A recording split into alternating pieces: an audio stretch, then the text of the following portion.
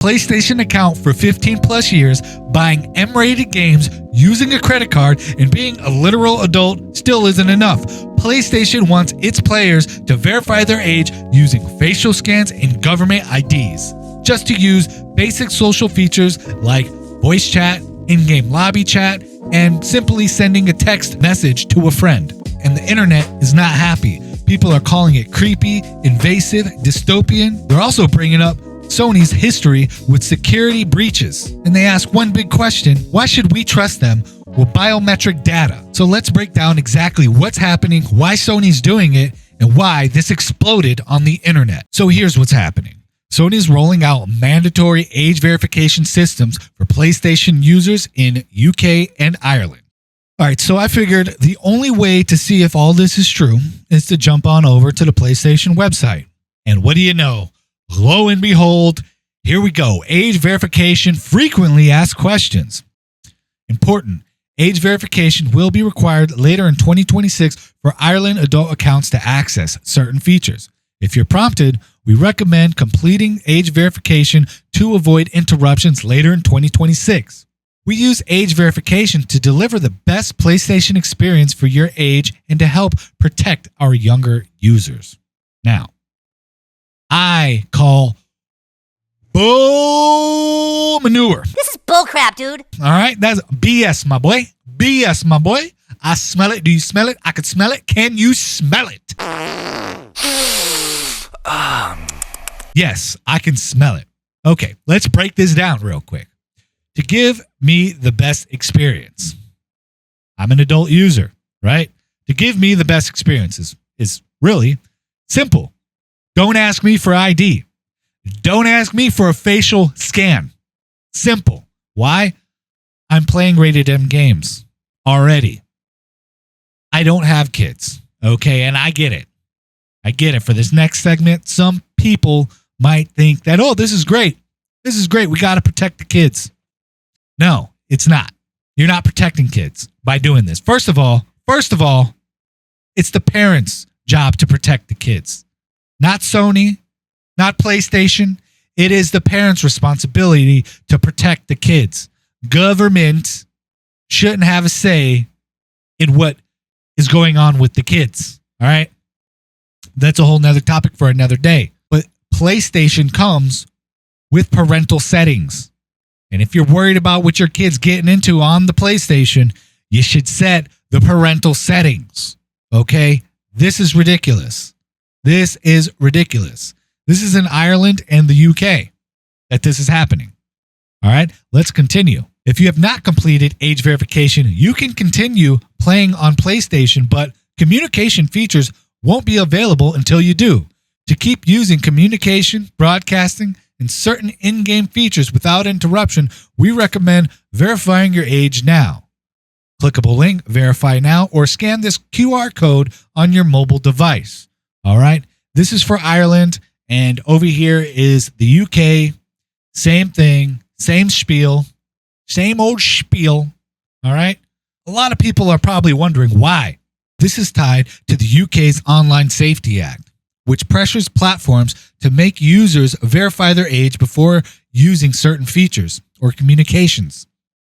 Why is this happening? Well, you know what's crazy? Something that's running rampant in the UK is people going to jail for things they said on social media.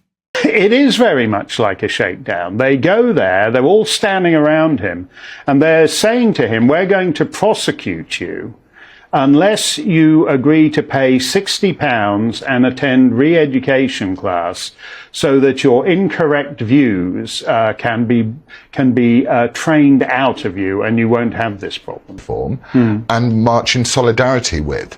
You don't find them at lockdown protests. I posted something that he posted. You come to arrest me, you don't arrest him. Why has it come to this? Why am I in cuffs? Because of something he shared, then I shared. Because someone has been caused, obviously, anxiety based upon your social media page. That's why you've been arrested. Publishing or distributing material which is insulting or abusive. So if you retweet that, then you're republishing that, and then potentially you're committing that offence, and the consequences will be visited upon them. A British man has been arrested. Yes, arrested for a tweet And his crime? A social media post criticizing Hamas and Islam. Take a look. Basically, Section 19 refers to spreading what we say like racial hatred. So you've posted something online that we believe is spreading racial hatred. Twitter, Facebook, I can't explain too much. It's just to give you the context beforehand. It'll be put to you in an interview. Because I appreciate you've never been arrested before, have you? Yeah, once or twice. Once or twice. Apologies. Frequent flyer. Apologies, I didn't think you were. Basically, how it works now is then, obviously, if you've got stuff you'd like to gather, obviously I'm more than willing to talk through what you're able to take with you. What, you're taking me away now? Yes, so you're under arrest, so you're going to Harrogate, unfortunately. You're taking me to Harrogate in the middle of the night over a tweet? I am, unfortunately. You know what's crazy is I tell people about this and they say it's conspiracy. It doesn't exist. It's not happening. And it does. It does exist. And a lot of these videos do get taken down because they don't want people to know. So that is wild. I didn't even think it was that bad. That is wild. Sometimes they have an issue finding out who people actually are, right? What would make this a whole lot easier for them to go arrest that person for saying something naughty, for saying something bad on the internet? Age verification, facial scanning, and ID presented right there on a silver platter so they can come lock you up because you said naughty words on the internet. It's crazy. It's insane. And according to Sony, in multiple sources, if players refuse to do this age verification, they could actually lose access to voice chat, party chat, messaging, Discord voice integration, broadcasting and streaming features like YouTube, Twitch, certain social and community systems. Now, to be clear, this doesn't completely lock you out of gaming, but it will lock you out of major communication functionality from games and in PlayStation in general if you do not complete this age verification. So how does Sony want people to verify? They've partnered with a company called Yote, and they're going to be using government-issued IDs, facial age scans, and mobile provider verification. Sony says the data is securely processed and deleted afterwards. But the minute people heard the word face scan and PlayStation in the same sentence, the shit show began. The biggest issue people are having is privacy. Gamers online are saying, why does a console all of a sudden need my face and ID? And honestly, I couldn't agree more. Companies collecting more personal data, government increase in online regulations, digital ownership issues, DRM controversies, subscription fatigue. And now gaming consoles are entering the same territory as banking apps and adult websites when it comes to verifying identity. It's a little extreme if you ask me. Like, pretty soon you're not going to be able to watch a Blu-ray or DVD at home or even stream Netflix without verifying your identity, right? So like that's ridiculous, right? You can't watch Netflix unless you verify your identity, your age, right? That's what they want to say. But there are parental settings on there as well, right? Makes no sense. A lot of people are feeling like they have officially crossed the line, especially long-term PlayStation users. Some players online are saying, I had this PSN account for over a decade. I already bought a mature rated game. Sony already has my birthday. Why do I suddenly need to scan my face to use party chat? And honestly, the argument is resonating with a lot of people, including me. Can't lie. And here's where things get even worse for Sony, because the internet has a very long memory. So when this was announced, people started bringing up Sony's history with security, most notably the massive PlayStation Network breach back in 2011. It's being called a security breach of staggering proportions. Sony has confirmed that hackers broke into its PlayStation network, exposing the personal information of up to 77 million users worldwide. So what does that mean for anyone who may have been exposed? Joining us now is John Abel, Wired.com's New York bureau chief. John, good to see you here this morning. They say this hack happened between April 17th and April 19th. Correct. Can you explain exactly what happened here first? Sure. It's your kind of standard hacker gets into the server type of deal, and they got a lot of information, personal information, passwords, passwords, addresses, things like that. Birth dates, emails, purchase histories, Correct. potentially passwords and logins.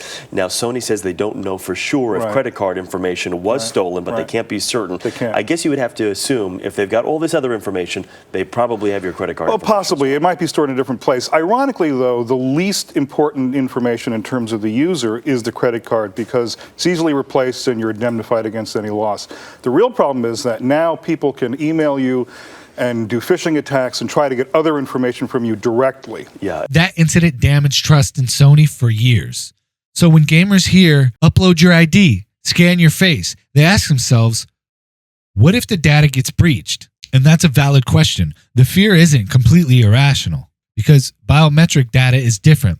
You could change a password. You could cancel a credit card, but you can't just change your face. Okay? And your ID has all your information on it. The privacy is what people are after. And it's not just Sony people are worried about. A lot of criticism is going towards Yotei, the third-party verification company that is involved in handling the process. Now, to be fair, Yotei says they prioritize privacy and secure handling of data. But there is a huge rabbit hole with this company, and it is not good. Not really going to go down that rabbit hole, but it ain't good. Let me tell you, it ain't good. If you want me to, go down in the comments and let me know you like that video, and I will make that video for you. But online, people are questioning, how long is data stored? What happens if systems are compromised? Whether facial estimation tech is reliable? Whether false positives or failures could lock people out? And some users are already reporting failed scans, verification errors, camera problems,